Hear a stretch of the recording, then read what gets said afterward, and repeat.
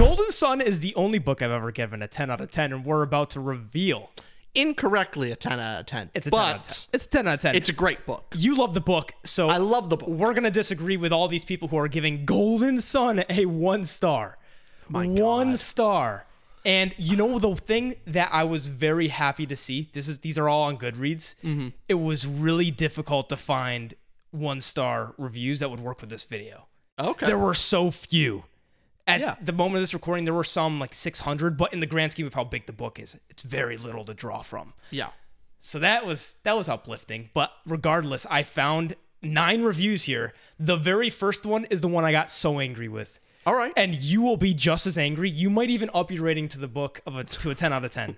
Just off this review. You ready? Oh, okay. You ready to get into this? Go ahead. Okay.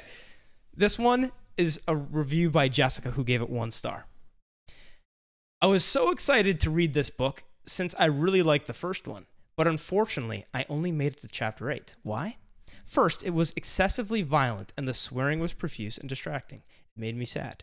Second, I usually don't do this, but I skipped to the end chapter to see how it all ends, to see if it was worth my time. I didn't like what I read, so that was the last nail in the coffin for me. I will not be reading the final book of this trilogy.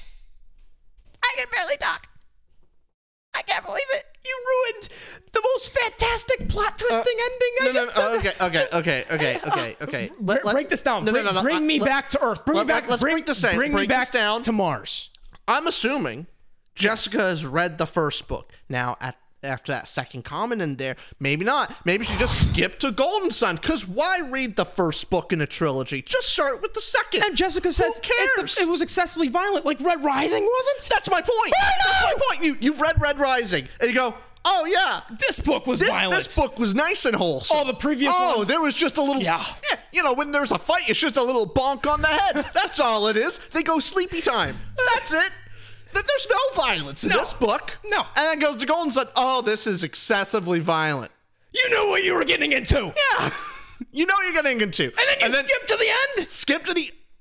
After 8 chapters. Oh, God. Of course the ending's not going to be good if you just skip all the things that build it up. Here, let me start Game of Thrones and go to season 3, episode 9. Who thinks that's acceptable? Honestly, I blame the parents. That's poor parenting. Who does that? Who lets their child do that? Oh my God. This is worse than finding out your child's like a... I thought you were going to go a different route with that one. I'm going to bleep it anyway so people won't know. Yeah, that's good. That's good. We'll bleep it. That joke could be anything your heart imagines. He thought I was going one way. Which way did you think I was going? Down in the comments, where do you think that joke was going? These are starting to become my favorite videos. I love these. Okay, ready for the next review? Oh, let's go. Okay, let's alternate. You read I'll read this one. Okay. All right, so this one is by Carrie. 1 star. Ugh. I so enjoyed reading Red Rising, even with its flaws, but this book was practically unreadable. I kept checking to make sure I hadn't somehow skipped a chapter or a book at the beginning, because so much of the plot was just skipped over. Brown is teaching a masterclass in tell, don't show writing. Do you mind if I speak first? Go ahead. What are your thoughts on this one? I have to say this.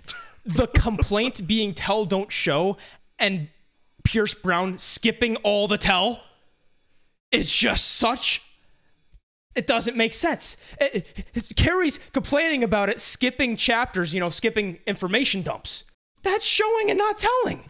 That's so when Darrow has a plan, makes a plan or keeps things out of our perspective, one for suspense, one to make the plot interesting, and showing us the plan, showing us the result of it, rather than going, let's get on the table here. And yes, this happens in books where it's an interesting plan being made up, and you're trying to get different personalities. There's political, intriguing books like that. This is a different book. Yeah. And it's so efficient. Every chapter is so efficient. It skips that BS and gets right to the good, juicy stuff. 10 out of 10. Not 10 out of 10. But fantastic. But really good. Yeah. Really good.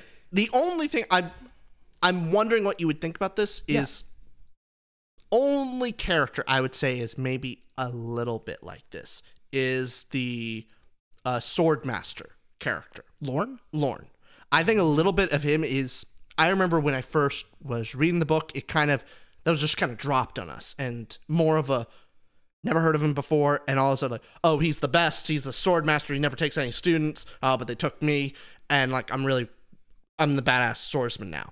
And it was just kind of like a drop and tell us how cool he is, and even then, I didn't really feel as much of a, like, show how cool he was. That was the only character I'd be like, maybe you have kind of a point, but to be fair, can I say, can we keep on that point? Yeah. So a lot of it's said about him, but in the first book, he was mentioned as he was the one in command. That's why he was almost going to join that other group if he didn't get Fitchner with Mars.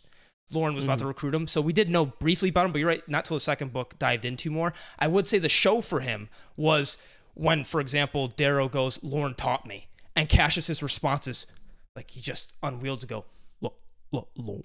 It's the John Wick moment. It's the reactions. It's that, and it's also the, when Lauren's in a room, he says, I will kill all of you here if you touch Darrow, or something like that. That's when they're getting Pliny, and just everyone doesn't do a thing. So it's a lot of those subtle shows. I would say with the tells, maybe he has those sayings that he says, and that's just fun.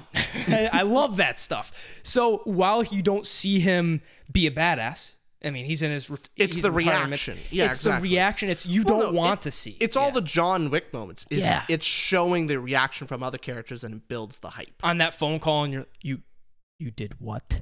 To who? Yeah. Send the Navy. No, it's the John Wick strategy. Yeah. So great. Now we're gonna get back to my reading voice. So don't fret, viewers. Okay. Here's the next 1-star review from Thaddeus de Mello.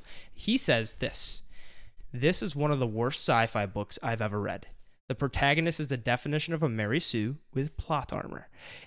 If the first book was Hunger Games knockoff, then this one is a Game of Thrones wannabe. Too many characters, too many betrayals, too many twists. There isn't a single original idea in the whole series. Thoughts on that, Rich? Too many twists? Too many betrayals? What do you mean? I was surprised too many times. Yeah. I didn't see where the plot was going many times. That's generally good.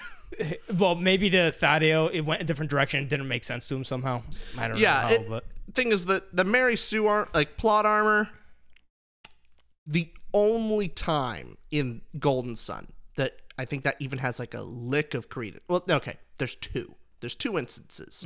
Is the Lorne moment with Cassius. It's kind of like dropped to there, and like, oh, now he's plot thing that we did not see. He is now better fighter than everyone there. I disagree, but I know. I even disagree as well. I'm saying here's the only I'm giving him all the credibility, credible as I can. And then maybe the mud scene.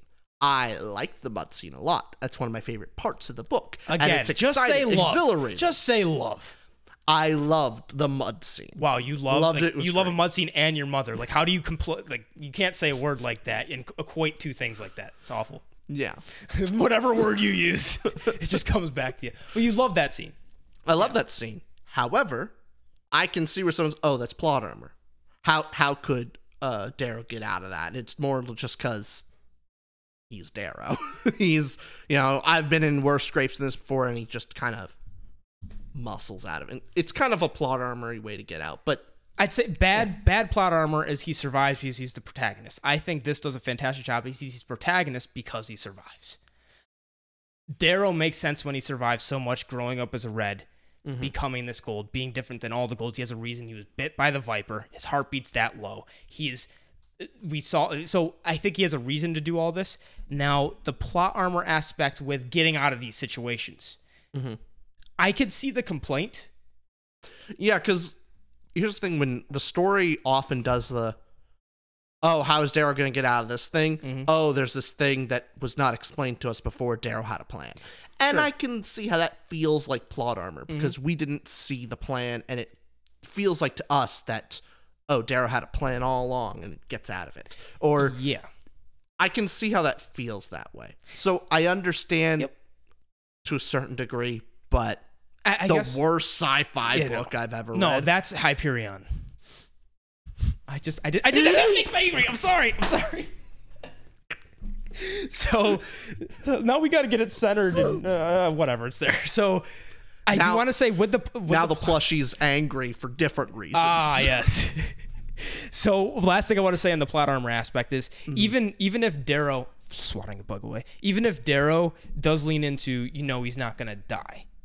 Yeah. So even if he does lean into that, I'd say why this does it the best is every other character's up for grabs. Not one other character is safe. I would complain much more about the protagonist having plot armor if everybody just seems to live.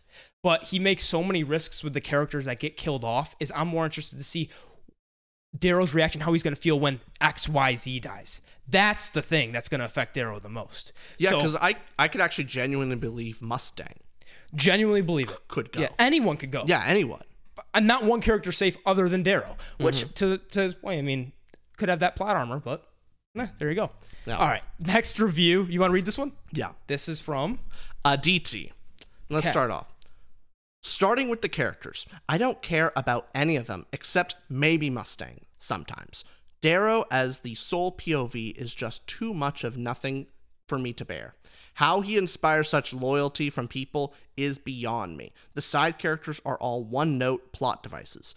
There are no stakes in this story, and there is nothing I hate more than fake stakes. If the characters were more interesting and I was attached to them, I wouldn't care as much, but I couldn't help but focus on the multiple plot holes. The writing was definitely better than the first one, but that's not saying much. The made-up swear words are still too frequently used, and it was still annoying.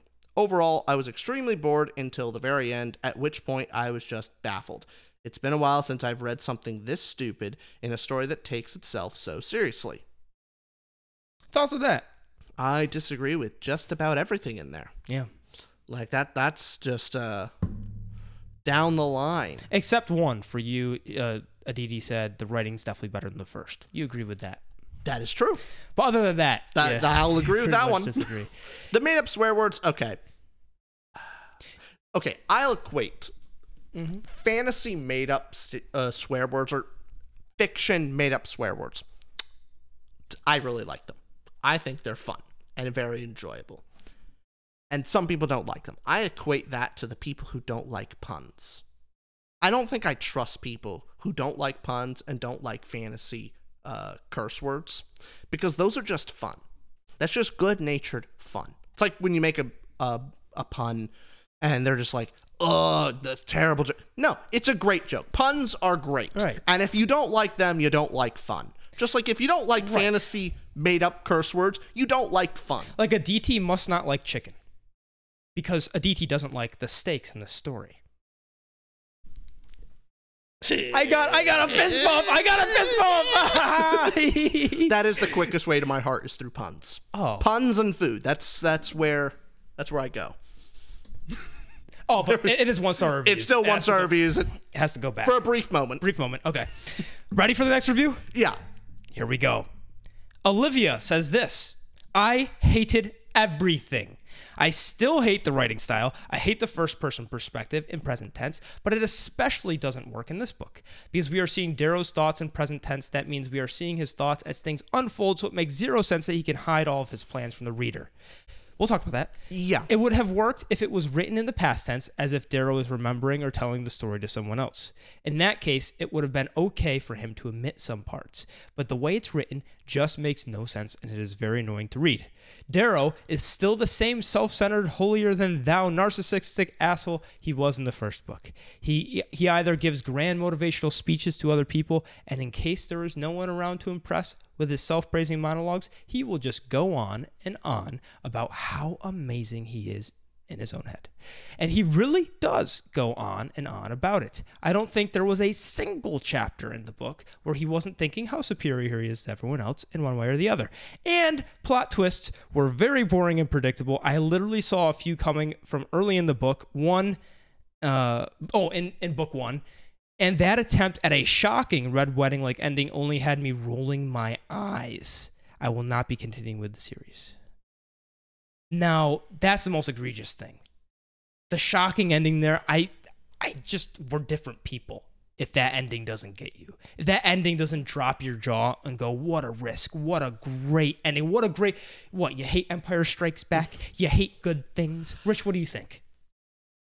Olivia has one point where I can understand an interesting discussion on some of the first person's perspective not making sense, how Darrow can kind of hide this from the audience is a little weird.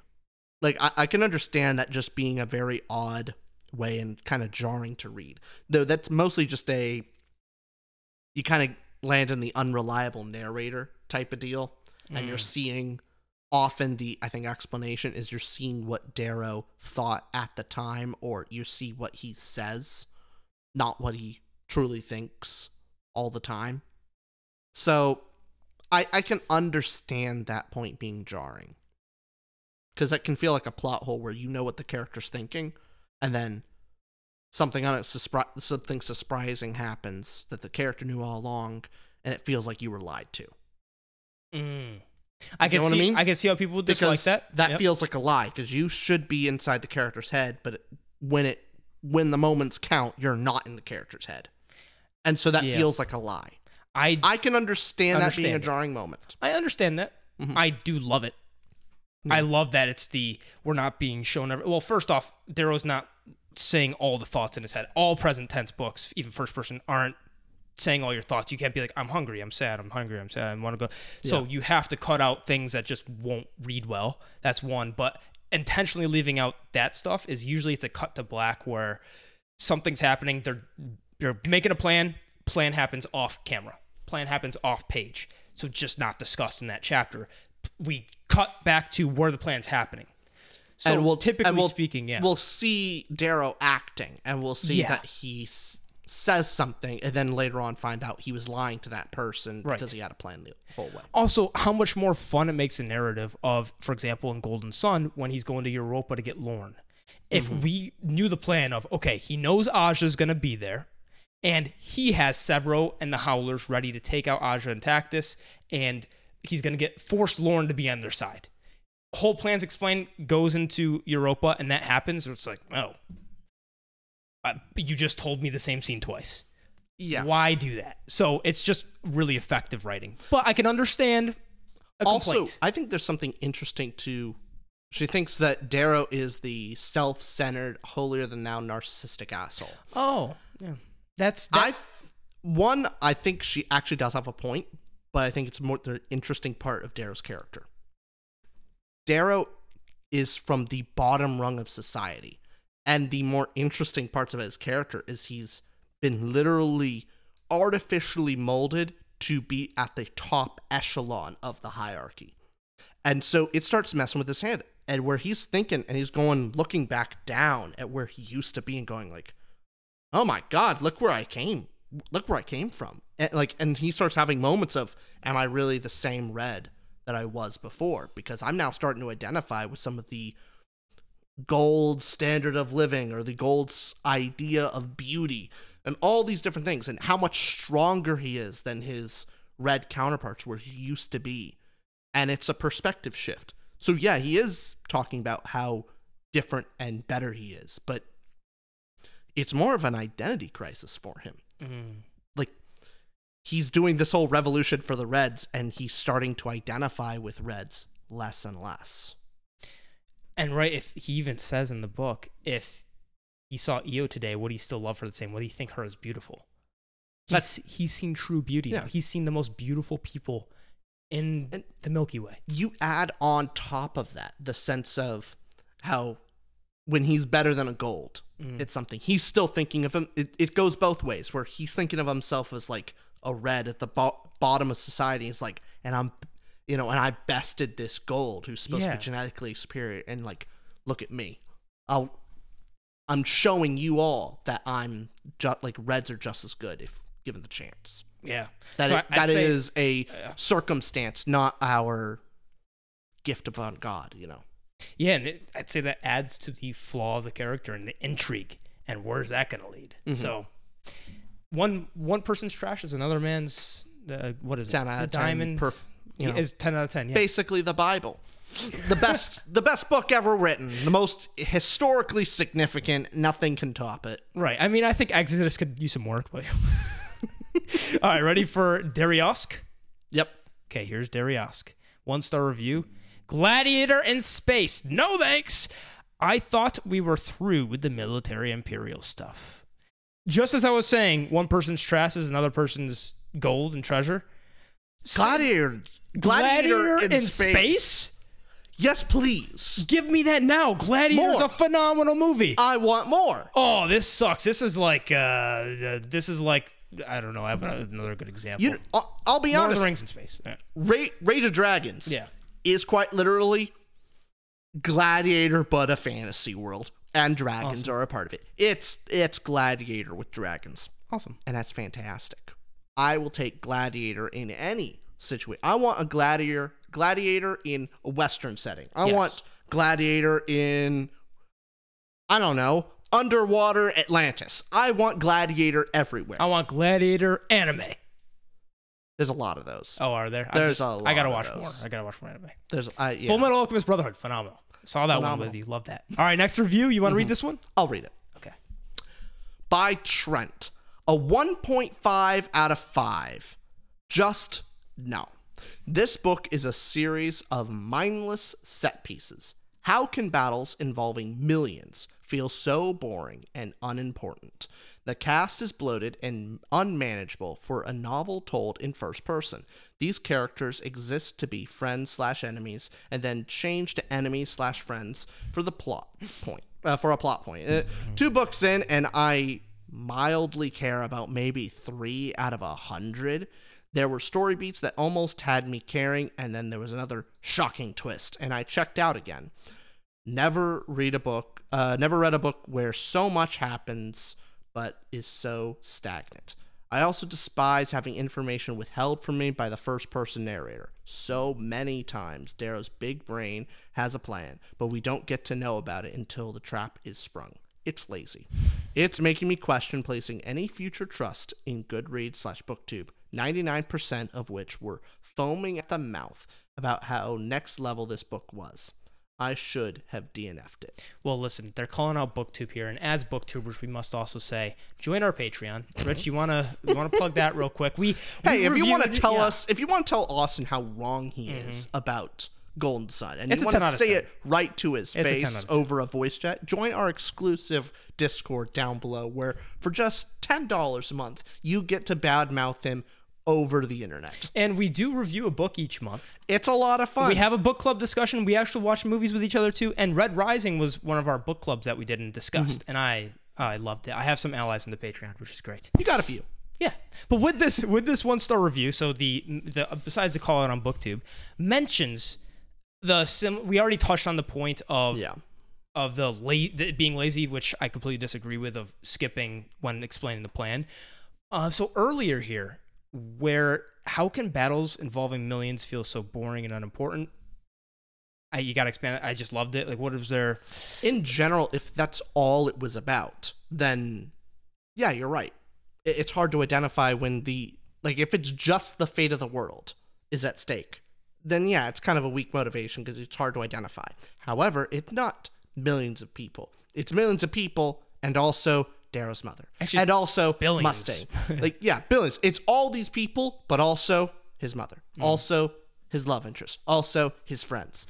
Yeah. That's where the emotional stake is. And what he says about friends and enemies, which this is just a great story. So these characters exist to be friends, enemies, and then change to enemies, friends. It's like it's the trope of antagonist to ally, or you're being betrayed. So Roke betrays you. Who's really on your side? Victor was loyal. Jackal was not. Who's on your side here? Can you trust? You can trust Severo. You can trust Ragnar. Mustang, you're going to reel this to her. She has a bad reaction. Relationships go on. That's a story. Like, what do you mean changing from friends to enemies, enemies to friends? Like, we do that every video. In this book, it pretty much stays enemies. It's enemies to enemies. That should be a good trope. Enemy to worst enemy trope. Enemy to enemy trope. The whole trope is like this guy, this neighbor. who this neighbor always pissed Steve off all the time. Mm-hmm. I hate that guy. He's my enemy. And just one day he does something so bad, I really hate this guy now. That would be a great story. Yeah, just where it gets progressively worse. Just the enemy just becomes more threatening, Where they're like, it goes from antagonist to enemy, where they kind of start off level, they're just more rivals. Yeah. Then it becomes antagonist. Then it's like enemy. It just gets worse and worse. Then blood feud. Then I want to kill your family. Then just gets worse and worse and worse. I want that story. That'd be a great story. That would be. That'd be fun. You were going to make a point. Why don't you just skip that point and go to the last one? Yeah, sure. Okay. Why not? Who cares what I think? Yeah, we have 2 more, actually. So this one's by Sue. Sue gave it a 1 star, of course, and DNF'd it at 57%. Okay? Sue says, I wanted to like it, but I was bored. It literally put me to sleep. I always read before going to bed, but usually don't fall asleep over a book, unless I'm really tired. Plus, I usually don't feel like I actually want to sleep while reading. I want to read on and on. It just wasn't the case with Golden Sun. I got tired after a couple of pages and put it aside quite fast. It wasn't the speeches. I actually liked those. But at 57%, I still couldn't figure out where this book was going. Yes, we learned a lot about the plans, but I lost interest. There was also one fight after another, which would have been fine. If there wasn't always a twist, then chaos ensues and we'd begin again. To me, it had a completely different feeling than Red Rising, and I felt like there should have been a book in between those two that I missed and would have loved to read with everything that happened in those 2 years that got skipped. Maybe then I'd have liked Golden Sun more. And first thing I want you to touch on here, and I'm very curious what you think, because I have deep thoughts on this, but where she says, I didn't know, she says, I couldn't figure out where this book was going. Do you want to touch on that? That's not inherently a problem that you couldn't figure. It's that you didn't know where it was going, and then when you found out, you were bored. Okay. That's the problem. That's interesting you said that, because I was going to go a different direction. So I could see, she could be saying this in one of 2 ways. The way you're taking it, where I didn't see where this book was going, as in there were twists and turns. I was reading into it. I still couldn't figure out where this book was going, as in what was the goal of the book. That's how I was reading into it. There isn't really an overall point. Where it feels like you're spinning your wheels. Like I've read books like that where it just feels like the plot's going to go and I don't feel like anything's really happening. I've read those books and I can agree with that, but not Golden Sun. It's pretty darn clear. Yeah. Hey, a thing happens. We need to go do this thing. And then they go. And ultimately, there is the overarching point of the revolution of, hey, making sure Darrow isn't found out. I mean, the point in Act 1, the direct point, it's stated, Civil War. Civil War is the point. So even Revolution is like the trilogy and going on beyond, right? This book, it states, hey, Civil War. I was about to bomb everybody. Now the point is Civil War. I need these people to hate each other. That means I need to protect Augustus, to keep him alive, to fight Octavia, make chaos, so they all die. That's the point. So I don't know if Sue was taking it that way or the other direction. There's a lot of twists. But either way, there you go. That's my 2 cents. Yeah, I feel about the same. Okay. It's weird. Last review. You want to read this last one from Cleo? All right. From Cleo. This book does not deserve to win the 2015 Goodreads Choice Awards, but it might make a nice coaster for my drink. That one just hurt my feelings. I just put that in there because it was like, it got to me. I do like Cleo's little emoji, not emoji, profile picture. Profile icon. It's kind of cute. I like it. Think it deserves to win the 2015 Icon Choice Awards? Yes, because it's outdated. I just threw that in there because... I'm now going to start using the book as a coaster just to